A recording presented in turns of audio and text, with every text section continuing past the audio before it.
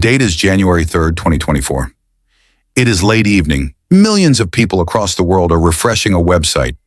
They are trying to access a server in the Southern District of New York. The server is crashing. It cannot handle the traffic. Why? Because a federal judge named Loretta Preska has just ordered the unsealing of 900 pages of court documents. These are the files everyone has been waiting for. The Epstein files. For years, the world whispered about a black book, a flight log, a list of names. People thought these documents would bring down governments.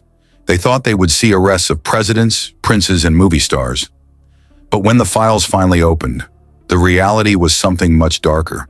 It wasn't just a list of names. It was a map of how the wealthy and powerful protect their own. You are about to look inside the machine. Here on AG Chronicle, we don't just read the headlines, we read the fine print. Every subscription, every like, helps us expose the corruption that hides in plain sight. Welcome to the Spider's Web. Part 1. The Architect. To understand the files, you have to understand the partnership. Jeffrey Epstein was the money, but he wasn't the mastermind. The documents released in 2024 come from a defamation lawsuit filed by a victim, Virginia Giuffre. The defendant in that lawsuit was Ghislaine Maxwell. She is the daughter of Robert Maxwell, a British media tycoon and suspected spy who died under mysterious circumstances. She had the pedigree. She had the accent. She had the access. Epstein was a college dropout from Brooklyn. He was socially awkward. Maxwell was the one who opened the doors to high society. The documents reveal something terrifying about her role. She wasn't just a girlfriend. She was the hunter. Witnesses stated that she normalized the abuse. She would approach young girls in malls or outside schools. She would tell them she was looking for massage therapists or models. She acted like a big sister, a mentor. She told them that this was a frantic, exciting world of luxury. She weaponized her own gender to lower their defenses. If a strange man approaches a teenage girl, she runs. If a sophisticated, well-dressed woman approaches her, she listens. That was the trap. Part 2. The Sweetheart Deal. The most shocking part of the Epstein saga isn't in the new files. It is in the old ones. We have to go back to 2008. Epstein was caught in Palm Beach, Florida. The evidence was overwhelming. The FBI had a 53-page indictment ready. They had victims. They had corroboration. He should have gone to prison for life. But he didn't go to prison for life. He served 13 months. And it wasn't even real prison. He was allowed to leave the jail 6 days a week for work release. He went to his own office. He had his own driver. He even had young women visit him at the office while he was serving his time. The prosecutor who signed that deal was Alexander Acosta. Why did he do it? Acosta later claimed he was told that Epstein belonged to intelligence, that he was above his pay grade. This single phrase has fueled a decade of conspiracy theories. Was Epstein an asset? Was he blackmailing powerful people for a foreign government? We don't know for sure, but the documents show that he had an uncanny ability to escape consequences that would destroy anyone else. The justice system didn't fail.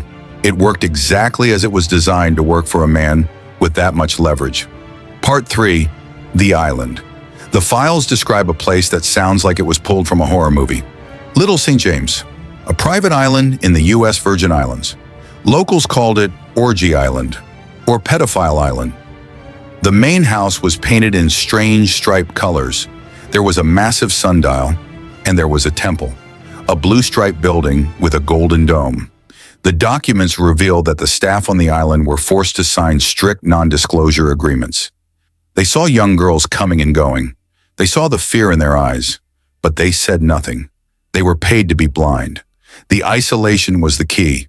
Once you were on the island, there was no escape. Epstein controlled the boats.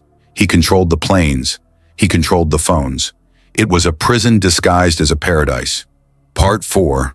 The Black Book versus the flight logs. Now let's talk about the names. When the documents dropped in January, the internet went wild searching for famous people. But we need to be precise. There is a difference between the Black Book and the flight logs. The Black Book was his contact list. It had thousands of numbers, Donald Trump, Bill Clinton, Alec Baldwin, Ralph Fiennes. Having your number in a phone book is not a crime. The flight logs are different. The logs show who actually got on the plane. The Lolita Express. The logs show Bill Clinton flew on the plane multiple times. They show Prince Andrew. They show Kevin Spacey. But here is the nuance that the internet misses. Appearing in the documents does not automatically mean you are guilty of a crime. Some names were there because they flew to conferences. Some were there because Epstein bragged about knowing them. However, the context matters. The documents include depositions from victims describing specific encounters. They describe Prince Andrew in detail. They describe a puppet of him. They describe the layout of the London townhouse. One victim said she was told, "He is a powerful man. The police won't do anything." And for 20 years, she was right. Part 5. The Science of Silence. Epstein didn't just collect politicians. He collected scientists. He gave millions to Harvard, to MIT. He surrounded himself with the smartest people on the planet. Why? Because it was a shield. If you are standing next to a Nobel Prize winner, nobody asks where your money comes from. If you are funding theoretical physics, nobody looks in your basement. He used philanthropy to wash his reputation. He held science dinners where he would sit at the head of the table, listening to physicists discuss the origins of the universe. Meanwhile, in the other room, crimes were being committed. The documents show that many of these scientists knew something was wrong, but they liked the funding. They traded their morals for research grants. Part 6. The Broken Cameras. Jeffrey Epstein is dead. The official ruling is suicide by hanging. He died in the Metropolitan Correctional Center in New York, one of the most secure jails in America. But on the night he died, a series of impossible coincidences happened. His cellmate was transferred out. He was alone.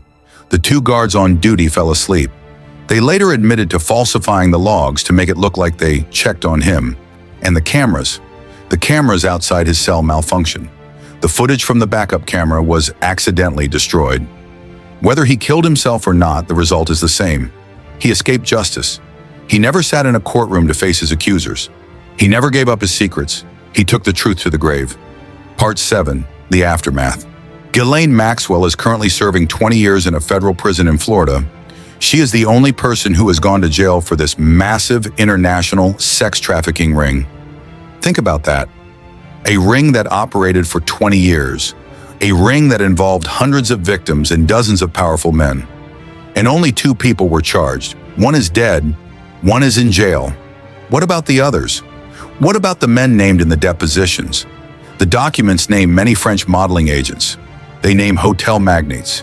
They name hedge fund managers. Yet as of today, no other arrests have been made. The files are open. The evidence is there. But the handcuffs are nowhere to be seen. Conclusion. The release of the Epstein files in 2024 was supposed to be a moment of closure. Instead, it was a reminder of a harsh truth.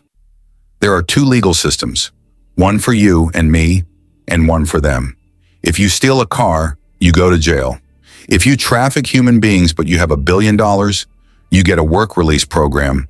The documents show us that if you have enough money, you can buy silence. You can buy time. You can even buy the law. The story of Jeffrey Epstein isn't just about one bad man. It is about the hundreds of people who saw something, knew something, and did nothing. The files are out, but the story isn't over. If you believe that the truth matters, no matter how powerful the suspect, subscribe to AG Chronicle. We keep watching. We keep reading. Because the scariest part isn't what was in the files. It's what is still missing. I will see you in the next one.